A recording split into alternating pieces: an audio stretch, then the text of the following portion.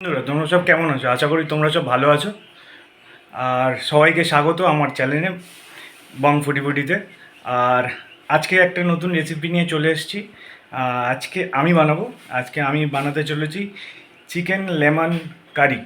তো তোমরা দেখতে থাকো যে কি কি লাগে এর জন্য আর কেমনভাবে আমি করি।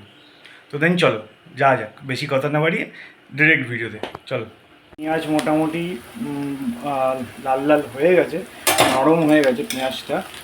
তো এইবার আমি এর মধ্যে আদা রসুন পেস্টটা দিয়ে দেবো, দিয়ে খালি জাস্ট একটু নাড়াবো, হালকা গন্ধটা কেটে গেলেই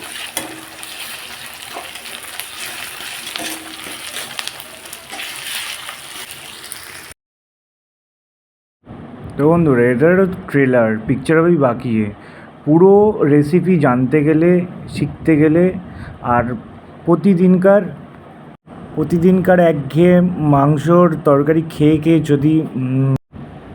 যদি একঘেয়ে হয়ে থাকো তো এইটা প্লিজ ট্রাই জন্য স্বাদ চেঞ্জ করার জন্য আমি জাস্ট এই রেসিপিটা এনেছি। এটা আমার নিজের তৈরি রেসিপি।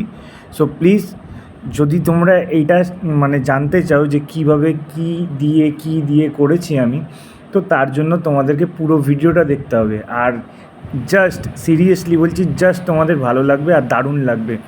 তো প্লিজ আমার ভিডিও খুব তাড়াতাড়ি আসতে চলেছে। তো পুরো ভিডিওতে দেখা হচ্ছে তোমাদের সাথে।